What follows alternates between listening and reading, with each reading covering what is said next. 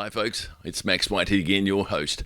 This time I've got a really exciting guest for you. Yes, now she really is kind of special. She does all sorts of things. Now I'm going to let you find out your own way, but I'm going to dig deep into her background and I'm going to be asking her some, close questions. But just really, I want you now to meet Mina. Now Mina, I think what's your background, Mina? Kia ora. Thank you for having me on here. My background is from the Middle East, so I've come in with my family from Iraq. We come to New Zealand and, made it our home, like a lot of other immigrants. We had a fantastic years here in New Zealand. And what are you doing now in New Zealand? I am a podcaster and journalist, and I do content for people. Goodness me. And look, you must have been here a long time because you don't have any accent at all, and you just really fit in as a Kiwi. Trust me, first 10 years, you would have heard a lot of accent, but I suppose living with amazing people from New Zealand have helped to, it helps your accent a lot, and being in media and having to have a pretty good fluent spoken language really helped out to make sure that I sound more Kiwi than ever. But yeah, my dad still sounds Iraqi. Does he? Good on him. So your dad's out here, your mum's out here. You got any siblings and family out here? Yeah, I have a brother, and he's here with his wife and children, and living their fantastic lives as well. And Tell us why you came to New Zealand. Well, I guess if you have been bombarded with war, and you bombs, it's just consistent, and the economic situation is not great. The outlook is not great. Safety, I suppose, if the biggest one is safety. If you feel like someone is going to be bombing you very soon, then that's not a fun feeling. So we just wanted to get away and have actual peace and live life and flourish. And I suppose New Zealand was on the cards because my uncle was here, so we came to New Zealand. It's just so far away. Your uncle, your father's brother, or your mother's? Mum's brother. Mum's brother. And he's told you some good stories about New Zealand. Yeah, they came earlier than us, before us. Isn't it interesting? Us Kiwis, we think we live in a pretty hostile society. We got crime and gangs and all sorts of things. But compare it to your background, and it's a completely different world. It's on steroids for us. It's on an international level. However, there's also conflict within the country itself. And there's always going to be groups of people who disagree and just don't want certain groups to be living happily ever after in the country. And so it really does mean that we have to pack our bags and move. That's quite a journey. Do you recall actually coming out here? Was it just one flight and that was it? We had to go to Jordan to wait for some papers to be sorted, I think. So we stayed there for about a month or so. And we flew to Taiwan. I've never caught an international flight ever before, and then eventually came from Taiwan to New Zealand. And I remember Taiwan was being so humid; it was so weird at the time. And then flew into Auckland, and it was much less humid than Taiwan. But yeah, actually we went to Taipei. I remember it was so foreign because everybody. Like, I've never travelled. How old were you? 13. Oh, very impressionable age. How were you? Let me just go back to that, but sorry to distract you, but how were you leaving your friends? Because at 13, your friends are everything to you. Yes, clearly it was difficult and wasn't not you don't really advertise that you're leaving. There's no farewell party. There's a bit of concern about your safety if you're choosing to travel outside of the country. And so the method of traveling wasn't the typical method of traveling. It was, let's just say it was a little bit more discreet. So, I would have loved, back in the day as well, it's not the same as New Zealand. If you really compare a 13-year-old in Iraq versus a 13-year-old in New Zealand, it's very different. Well, I imagine in New Zealand, a 13-year-old would be arguing really venomously with their parents, saying, I'm not going. That's it. I'm Yeah, definitely exactly. not going. Did you Yeah. go through that? No, I was pretty obedient. I just listened to the instructions and I did what I needed to do. Is you being obedient, do you think that's the culture that you were sort of brought up amongst? Yeah, I think the age, and we have a beautiful, protective, conservative family, and so, I just follow the rules. A little bit less following of the rules And, at the and moment. due respect for your parents, obviously. Of course, yeah, of course. Even at 13, 14, 15. Yeah, definitely. And as you can imagine, it's so tough having to sell your content, having to sell your house, having to organize all these papers in this foreign country, having to sort all that out. And there's a lot going on at the time, so there's no time to muck around, I think. And it's like a whole new life. It's a whole new life. So When you left Iraq, did you notify the authorities that you were leaving for good? nope, I gathered that. Oh, my goodness. not at all. Because you said you left rather quietly, yes. Yeah, and many, many, many families did the same as well, because there's always that concern that if someone knew, or I don't know, I actually don't know the nuances, but I do know that that's what my family decided to do, and it was the best thing to do. Yeah. Yeah. Obviously, but then, from a Kiwi's perspective, that is enormous. To uproot, It is, isn't it? moving to a different city in New Zealand is bad enough, but to uproot, to go to a different culture, different country. Well, it's the reason why you're leaving. For you or for people in New Zealand, leaving the country is something that you choose to do an OE, to travel, but you're going to come back eventually. We were fleeing country. We were wanting to get away and probably not going to come back. And I've never been back to the country ever since. I would love to. I would have loved to stay. I would have loved for it to have been this amazing, flourishing, safe, beautiful country. And we'll go back anytime if that's the case. So the point I'm making is that you've experienced something that most New Zealanders People have never experienced. never done it, yeah. Now, that experience, do you think it's carried on to your later life and you're using it in your current work right now?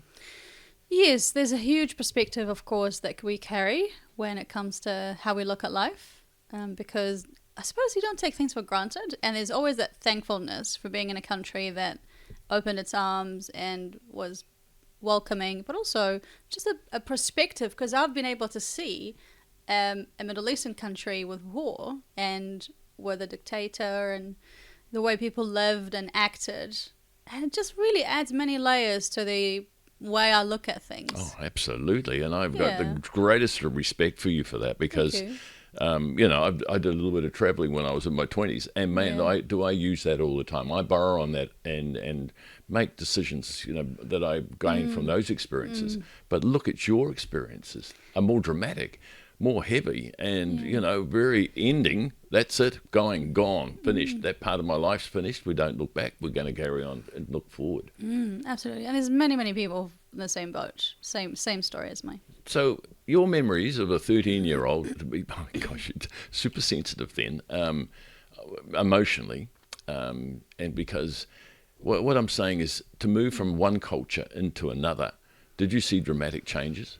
In me or No, in the cultures, in people. course. People I'm talking about, Of the way course. people interact, talk, and Oh, for sure. It's like friendship. it's east and west, literally. You see, I don't. This is it. We don't know. What does that mean? It's an east and west. So the people in the west are if they have peace and they've got no worries, and so they can. That's what we were thinking back in the day. They're like easygoing, pretty relaxed, haven't got any worries from the outside, and happy to meet with their friends and catch up. And there's an element of peace and tranquility. For us, we were like, okay, new country. I have to get our house. Thankfully, we had a house rented for us. I have to find schools. Have to find a job. Have to learn the country. Why do people say 7 as opposed to 7? We don't understand what that means. Why do they like that? Why do people stand in the middle of the road to turn right? why do they stand in the middle? Like, what is the cars in the middle of the road to go right? Yes. Is there something wrong here? And like, my heart was pounding when my first time dad went into the middle of the street to turn right. Why is it so beautiful and clean? Like, so glistening. It's so green and so clean. Like, I don't remember the time when we first landed, but I had an interview with an Iraqi doctor who explained her own story about how she felt. And she's like, I remember it was the day, and I got off the plane, it just rained and everything glistened. Glistened. Isn't that a lovely expression? Well, it is for a Kiwi to hear this, because it's, your perspective, and you're selling it so well. Yeah. Is really, I didn't realize we looked like that. It never looked so green, like that, how she explained it. And me too. I was like, this is so clean and so green, and because it's the desert back in the Middle East, and not very pretty, I suppose. I mean, there's a bit of grass in there and there, but there's a lot of palm trees and stuff like that. But it's really pale. But my God, you've got more history back there than you ever will here. The most, yeah. Centuries and centuries of it, where we've only got Yeah. probably 1 century of 1.5, I guess. We go way back, eh? And so when it comes to the depth of the country and the civilization, we go thousands of years. First pharmacy, I think, first chemist, if I'm not mistaken. Please, people, correct me if I'm wrong, but I believe that's the case. Far out, like education, universities, just incredible civilization. But what's the point of having all these things if, like, right now you can't live in a country and be peaceful? See, folks, I told you this woman is something really, really special. She's got so much to offer New Zealand. Now, we're going to find out what she did bring to New Zealand and how she's contributing to our society. And it's not just small trivia. So I think we're going to have to ask some questions of you, Mina, in terms of where you've gone from when you arrived in New Zealand. How many years ago since you've arrived? About 25 years now. Wow. Okay. Yeah, nearly a quarter of a century, almost like quarter of a century now. Okay. Yeah. So what are you doing now? So you did touch on it before. Yeah, so I am a journalist and content creator, and I am a podcast host, so I run a podcast called Notes from the Executive. And in the last 10 years, I've been working as a journalist in a number of media organizations, and they have been amazing experiences. Before that, I actually came from an interesting pharmacy background. So I actually went to university and did pharmacy, which is really interesting. Pharmacy, you haven't wasted your years since you've arrived then. Yeah, no, you did a degree, did you, in pharmacy? I actually had to go to school. So we went to about 4 years of school and then went to university. And there's no break in between. And I didn't quite want to go to pharmacy, but again, I listened to my family and I just did it. But I remember Mum saying, if you don't like it, you can always do the degree, have it under your belt, and then go and do something else. I mean, though, it's I've got a young daughter of 25, and finding her career, she had no interests, which made it even more difficult. And us parents having to guide her. We went one day to her school, and the principal or whoever it was stood up and says, "Whatever you do, children, ignore your parents, because they have no idea what the jobs are of the future." And so we had to compete with that. But what I'm saying is, look, I've had 3 careers in my whole life. Have you? Whereas that was very unusual for my age. But certainly today, you could have 5. So look at you. You reinvent yourself again 5? and again. I don't know. Easy. About 5. I think the average is going to be 5 for the new generation. For the new through. generation. Like when people come and chat to me and they say, yeah, I've been in this job for the last 15 years. People my age. So 15 years is pretty much when you last finished university. I mean, in the last 15 years, I've done so much. Well, pharmacy, chemistry, you understand some fundamentals of our society a lot of us don't understand. And believe me, by reading you already, you don't realise what we don't know. And you're clever. And the other thing now, journalism is something else to be trained in it. You're very lucky. Never have I been trained in it, but certainly I would love to have that fundamental background that you sort of hinge off and got those foundations from. Yeah, definitely. So And where did you do most of your journalistic work? I went to Christchurch. Oh. Yeah, I didn't stay in Auckland. I went to Christchurch, wanted a change of atmosphere.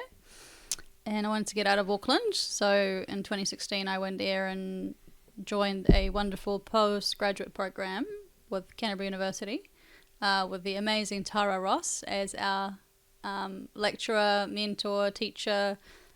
I think she was the head of department, so shout out to you, Tara. And all the other teachers and tutors and the students. And yeah, it was a postgraduate diploma. And before that, actually, I did a postgraduate diploma in public health.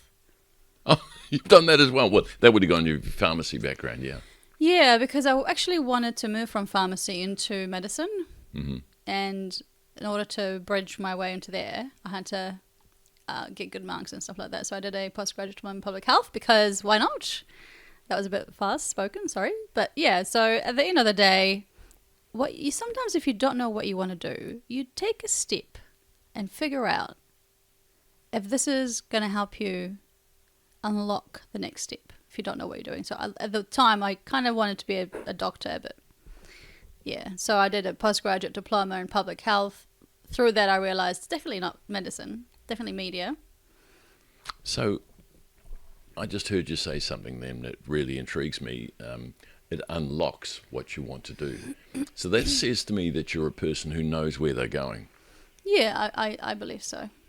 Yeah, I'm definitely, I think now more than before, knowing direction. Especially if I had chosen to stay in pharmacy, I would have had a vision or a direction of how I want to grow it and get better and better and progress. Mm-hmm. I hate staying still. Or not staying still. I hate staying on the same level, whatever it is. It has to get better. If it's 1%, every day, that's great. But it can't be, I can't remain doing the same thing day in and day out. I think that's just how I'm wired. And so I felt like in pharmacy, I wasn't getting that. And I think the passion to do it day in and day out for 15, 20, 30, 40 years isn't there. So you're doing podcasting now. Yes. So how did you do the transition? Is that what you ultimately wanted to do? Is this your goal? Or No. you're on a journey still? I didn't even expect to do podcasting. Wasn't on the cards. However, people kept saying I should back before 2020. Actually, 2019, 2018. But I never did it. I don't know why. Just this, when the start of something new and the momentum and the energy that you have to put in typically is way more. And I didn't really want to do it, I think. And working with other media outlets was just a lot to do. But then come 2020 and there's nothing to do. I was working in a pharmacy as a locum and I had the flu, I think. And they said, please stay home. And I stayed home. They thought it was COVID. And they eventually said, actually, don't really come back because... Oh, God, that knocks you around. That's another experience in life. Yeah, don't come back because we're just worried. There's a lot of anxiety about, is this person sick because of COVID? And so I had freedom in the first COVID year. So I went away and started a podcast show on Facebook. Oh, is that when we were locked down? Yeah, because I wanted to stay connected with my friends and family, and we did live things on Facebook, and then Facebook shuts me down twice, and I realized, okay, we're going to have a proper thing, so YouTube channel and pre-recorded eventually, and yeah, so yeah, bit of a journey, I suppose. And your podcast now, is that pre-recorded or do you go live? Yeah, it is pre-recorded at the moment because I wanted, we have to work. We have to, prepare and film in advance, as you might appreciate. And perhaps we might find a way to do something live in the future. Mm-hmm. I'm sure that's going to be on the cards as well, but I think for now it's going to be pre-recorded episodes, and we're able to produce and edit trailers to be able to tease people in. And I love that work. It's creative, and the episodes itself are journalistic in its nature. What do you call your podcast? So it's Notes from the Executive Podcast. Nights from the Executive Podcast. Notes. Notes, writing notes. Oh, okay, notes. Notes from the Executive Podcast. Notes from the Executive, yeah. So it's a business thing, is it? Yeah, it's a business podcast. We host CEOs, entrepreneurs, and business leaders and experts in the business world who have got lots of wisdom to share about how they started and scale their businesses and how they've fell off and gotten back again and made mistakes and what they learned and why they're still doing it. And yeah, and I want to be able to add value to the people listening and have it as like a masterclass, because I would have loved that. It's always like when you think like, I wish I had that back in the day.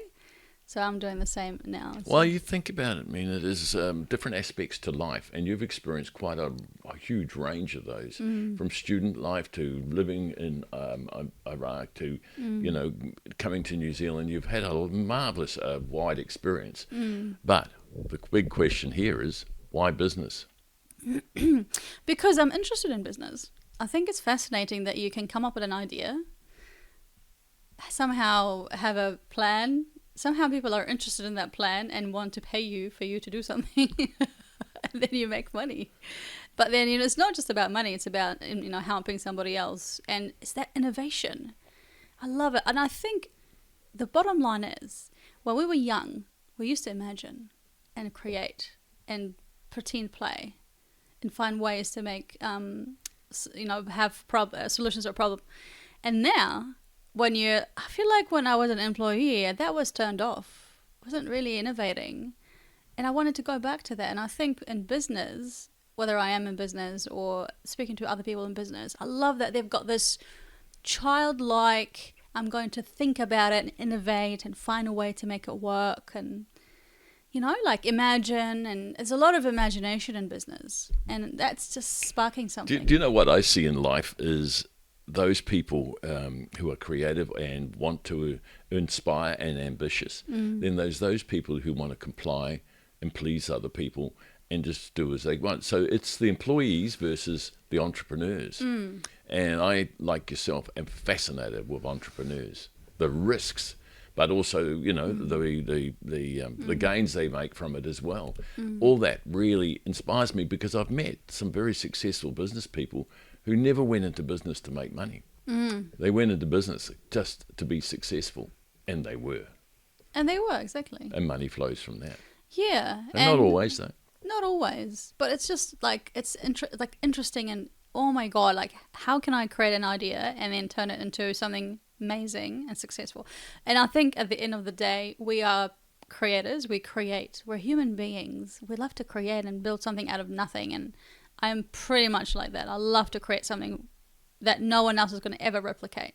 It's almost like an artist, really. I had a boss years ago. It said to me, and I'm going to ask you the same question. I asked him, where do you think I'll end up? And he said, depends what you want out of life. He read me, and I think you and I have something similar. Yeah. I love to be noticed. And I like this, because it really is kind of special, and the cameras are on us. Now, not everyone's like that, of course. And he said to me, do you want to be famous or do you want to be rich? And really, both. Well, wouldn't it be nice? What did you say? I went awake and pondered. I really wasn't sure. Are you still unsure? No, I know where I am sitting, and I'm sitting right in front of you now for a reason, because it's not about money. I just really enjoy being in front of people, and I liked expressing some views, and so do you. See, look at you now, listening intently to me. And this interview's about you, young lady. But I mean, that's your gift, though, and it really is a gift to listen and to put yourself. And you're a really good listener as well. Well, put yourself in that picture and say, well, what's my views on this? And you keep it to yourself, don't you, most of the time? Yeah, I think it's nice I like to listen to people and see what they have to say, and then when the time is right, I'm keen to talk. And if I talk, it's. So a lot. You want to talk to business leaders. What is it you want to gain from them? I want to gain wisdom.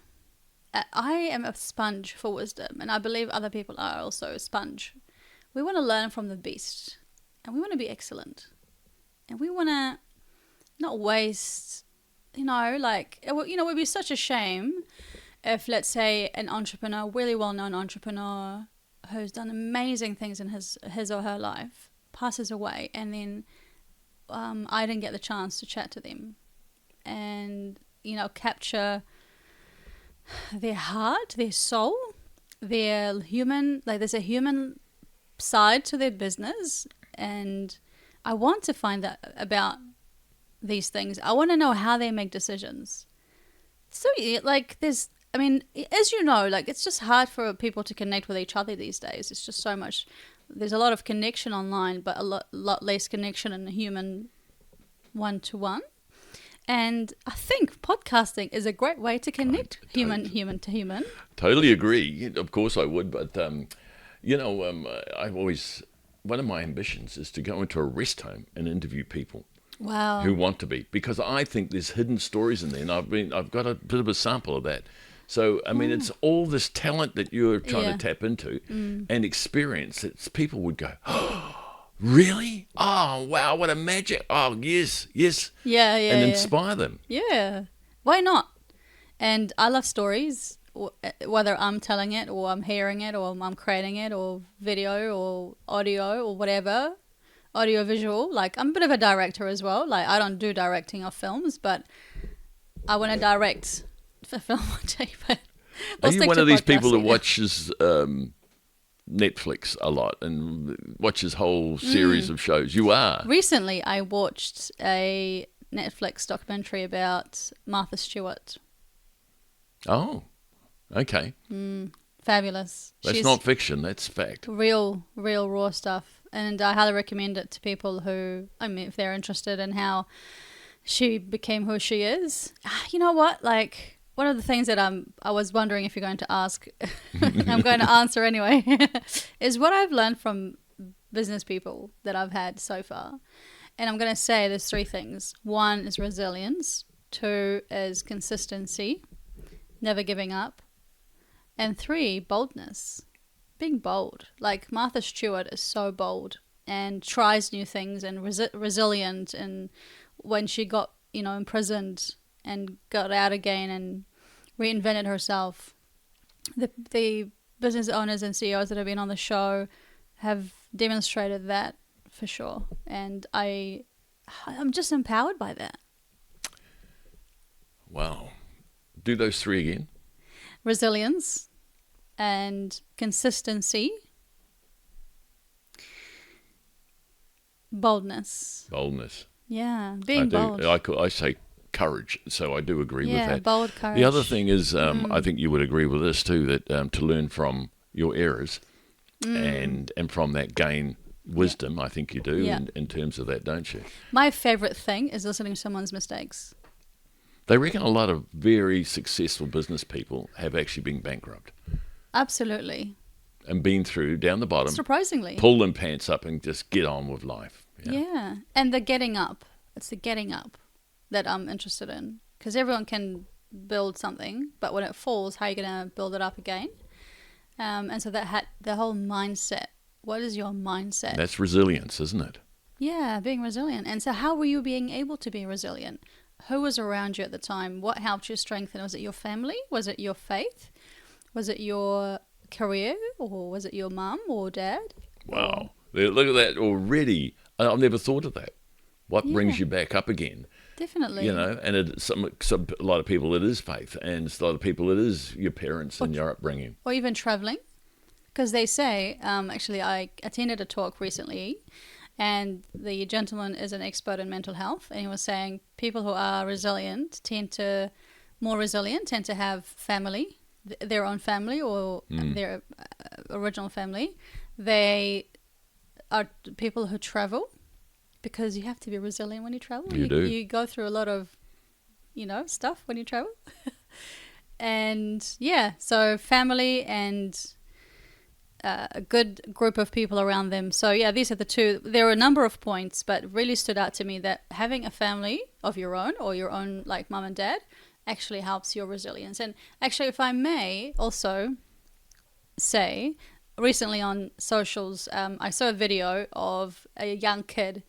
It's a school setting and a teacher over there, and he's like running towards like little jumpy thing. He was trying to jump across, like, you know, like in the Olympics. Yeah. It's a real simple thing for a little kid.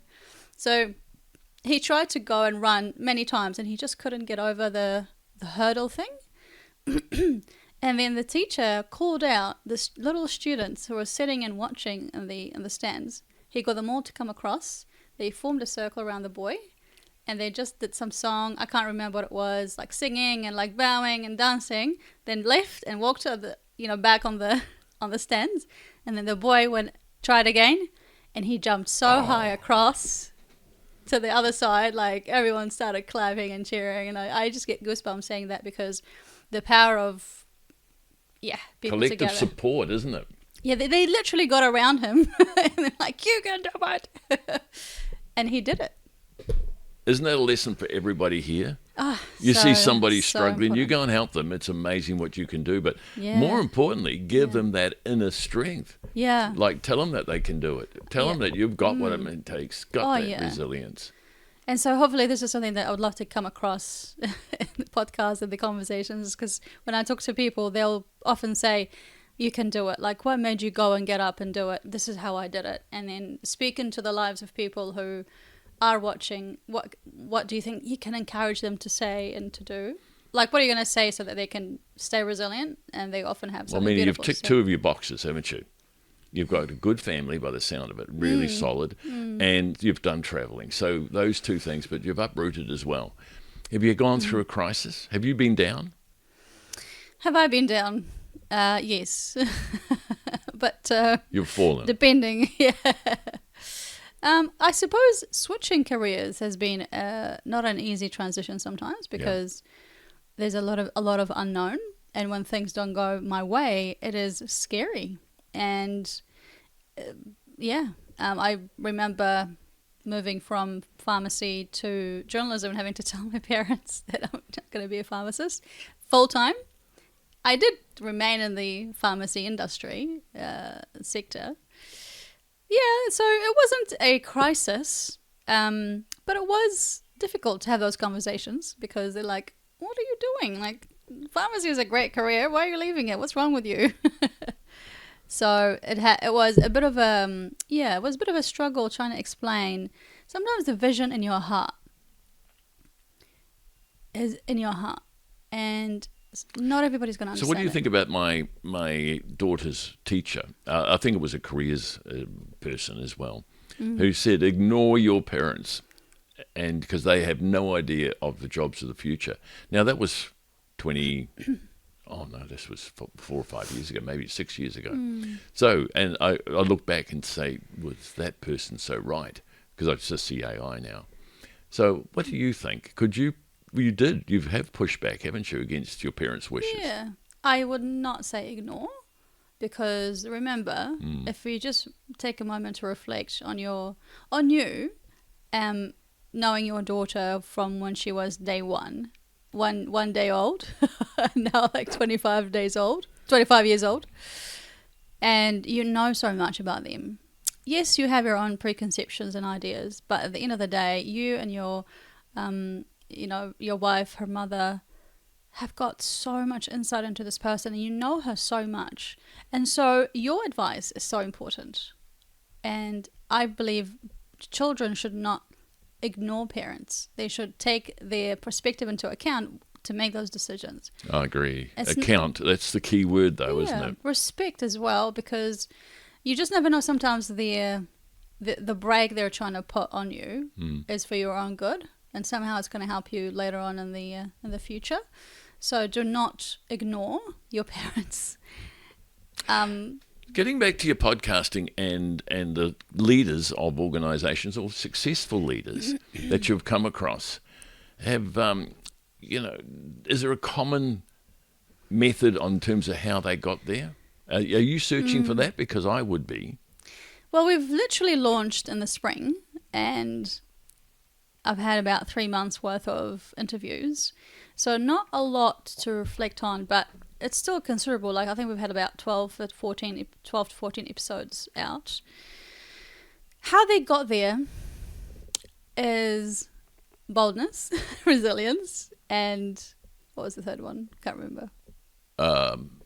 being resilient, having the courage, and being consistent. And I think Consistent, that's right. consistency. So they had an idea, and they almost lived life. A lot of them have lived life, and they've come across a problem, and they were like, man, this is annoying. We don't want this problem, so we're going to go and solve it. And so they went out and did it anyway. It's the doing it anyway. I love this an expression I learned recently. You don't need permission to change the world. Do you know what bit I enjoy mostly is I spent majority of my working life working for other people, and you look at them with awe and think, oh my goodness, the courage they must have and whatever. Yeah. And so you didn't push too hard against them. But then I see that these people that start up in a smaller business, wow, how brave that is, and how humble it must be, because they've got nothing, and they're mortgaging their house and going backwards to get forward. That to me is pretty amazing as well. But again, you can't help but look at a business leader and go, how did you do this? It's Because in our world of New Zealand, we can see the contrast. so recently, like one of the many amazing podcast guests that I've had is Murray Tom. Murray Tom is not so much well known now, but he was pretty well known back in the 90s and 80s. He is being rediscovered. He came on my podcast, and all of a sudden I see him on all of these other podcasts. So I'm like, did I make you famous again, Murray? Tell us about him. Murray Tom, he's the guy who brought number plates, personalised number plates to New Zealand. Yeah, way back in time. Yeah. Way back in time. He was like CBS Records manager. He ended up starting his own record sort of company and signed Carl Doy, the pianist, to create a beautiful CD collection that eventually Oprah Winfrey named her favorite thing in 2002. And this guy's a Kiwi. He's a Kiwi dude. Wow. And his story is consistent with another guest who I'm not going to name because it's a surprise for next year. And they did not seek permission to do great things. I remember, like, I was talking about, he was 23 when he became a manager. Just capture that moment, what you just said. Did not seek permission to do great things. Yeah. Isn't that inspirational in itself? You did that. Both guests nearly got in trouble for doing something that seemed crazy for their managers, but to get a good result. But they got the result. It was so out there, but they did get the result. And it was out there. They're like, whether it's like spending 10 grand on marketing or getting a crane, doing crazy things. But those two people had that similar thing that I can capture the thread of they did not really seek permission with their bosses. They went and did it anyway. They knew they could get in trouble and lose their job, but actually it worked out for their end. And do you know what? You've just inspired me with that. But I guarantee that most of our people out there watching this will be saying, I've had that moment. My boss is making a stupid mistake. I can see a better way to do it. And I haven't told him, or her, but because he would laugh me out of the place. But my goodness, I'd love to have a go at it. I know. Now, what was that statement you said? You don't wait to seek permission. Yeah, you don't need permission to change the world. And a little bit harder for people who are employees because they are afraid to lose their job because there's restrictions and rules and regulations. And I think this is one of the reasons why I wanted to have a bit of more freedom. But for people who are working still,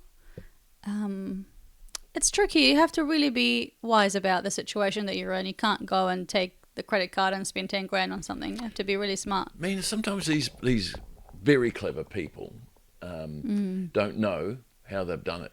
Yeah, they don't know they're different. Absolutely. Look, I'm looking at one now because, you don't appreciate it yourself because you're living it. Absolutely. And it's normal to you. But to other people... Well, I'm becoming that. I'm becoming someone who doesn't need permission to change the world. And there's an element of I'm going to go out there and get crazy and do something. And then I'm going to come back and say, would you look? So I'm not going to go and say, hey, I've got an idea. This is how I can do it. No. go do it and then come back and speak to them. Wow. I'll tell you what, we're going to write that down because, I mean, I'll even get you just saying that again and put it in repeat because you're going to watch you do something crazy soon. I can tell that. Yeah, and I love that. It's to some extent, there's a term called guerrilla marketing, and I've been inspired by that term because it's you're trying to surprise your audience with something like a flash mob in a mall, promoting a brand or turning up to someone's doorstep with 1,000 Coca-Colas for the whole like company. Do you fear though? Do you fear failure? Yeah, definitely. Yeah, but I think the more I progress into what I do, into that being in the creative space, the more failure gets.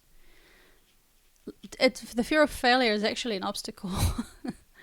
Like it's actually going to slow me down. So sometimes I feel the failure, feel the fear of failure, and do it anyway.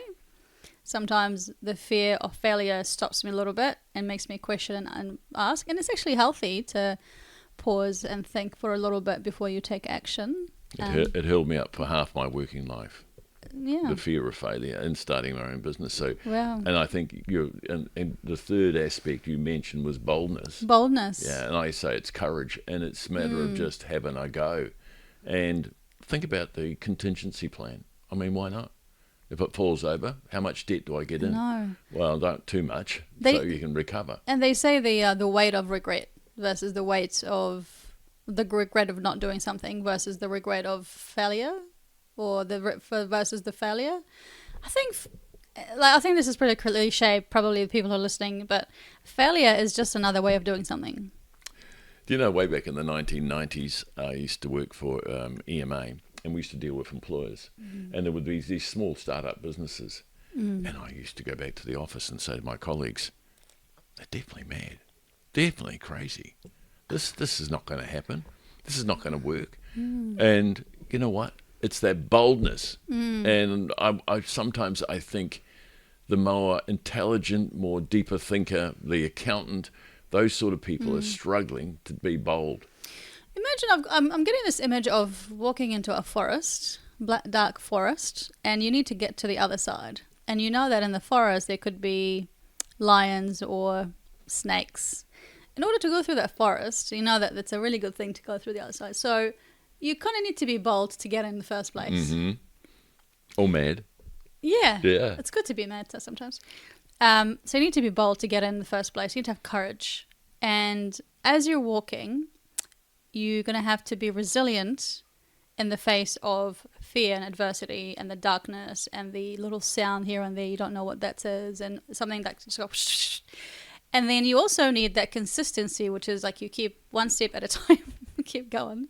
Because you know, like, if you're not consistent, you're going to either stay in the middle and whatever, or you're going to go back to the starting point. So you kind of need boldness to begin, consistency as you're going through it, and resilience as you're going through it. And that is where the support comes, and I don't know if, That's inspiring, because it really is, and people could visualize that. I mean, I can. You're going to be responsible. A lot of people getting lost in the bush now because they're going to wander off in there looking for lions and snakes. Please take a torch with you. but no, that really is a nice way to describe it, and it really is true. Yeah. And these people you're interviewing obviously have been through that journey, and now sit in the sunshine, obviously, and enjoying life. Some of them are still in the forest, but some of them are near the end. Some of them are way out of the forest and enjoying the other side of the world. But they all had to feel uncomfortable. I think once it's in you. Discomfort. I had a very wealthy friend who was very successful in his business, and all he aspired to do at 70, 80 was to get back into business again. I know. Yeah. And he had little goes at things, and God, his judgment was getting worse. But what I'm saying is you can't repeat those early days, but certainly when you're at your heyday, take advantage, young lady, and everyone else. Yeah. When you've got the energy, effort, and the creativity and the age on your side, you've got to really grab it. And I also know that recently I was reminded of this lovely phrase, and that is, if you want to go by yourself, you will go fast. If you want to go far, you need to go with others. Oh, stop it. Because that really I can tell you lots of my life stories very similar to that. Yeah. And I can, testify to that as well, for sure. So, yeah, you will go far with people, but you'll go fast by yourself. So what do you want to do? Do you know what? I've written a whole lot of questions here for you, and they're all been ignored because you've just jumped around. But I think we've probably answered them. Well, you were sinking into areas where I find more fascinating, and I think the viewers will be as well. Yeah. So really, I think we should sort of start to wrap up a little bit. But is there anything? What are your future plans? Well, future plans are many. However, the short term, I have a YouTube channel and I am working to grow it. And so, for example, it's 2024, and by the end of 2024, I'd love to have 1,000 subscribers. So that's a goal. What's it called? Notes from the Executive Podcast. Notes from the Executive Podcast, right? Yeah, so I would love to reach 1,000 subs. And I want to continue to innovate in the way we tell stories. Well, you've done that today. Very, very well. Thank you. I think you have. And obviously you've learnt a lot from actually talking to these, very wise people who've been there and back. And I think that's a great experience that you're going through. And sometimes I listen to the interview like 4 times because I'm like, this is so good. Now, my final question I got here, one piece of wisdom or inspiration leaving the listeners with. Well, I tell you what, you've just given us about 12. Do you want to leave us with something? I do. I think, and I believe that a consistent message is useful and not to overwhelm people. And therefore, I'm going to go back to my 3 points. And that is, be courageous when you're starting out. Mm-hmm. Be resilient by being around people and people like hugging you and going, go, go, go. And being consistent. Really, consistency is the key. We know, like Hilary Barry. She's been 30 years in the country or in the media sector, and she's famous, I suppose, and in her own right, and successful because she's been consistent. I mean, that's just one random example I thought about. So. Well, I think we should be watching her is Mina Amso. So, yeah, I think, Mina, you're going to be something amazing, and you're just starting. Thank you. I appreciate you. It's worth watching. You're so kind. I think I'm going to get on and have a look at that YouTube channel, and I advise everyone else to do the same. Thank you. Appreciate you. That would be really kind. And thank you for having me here. They say that if you're sitting with somebody who's fantastic and inspiring, then the conversation will be fantastic and inspiring. And this conversation is great because of you. Of you. Thanks, guys. See you later.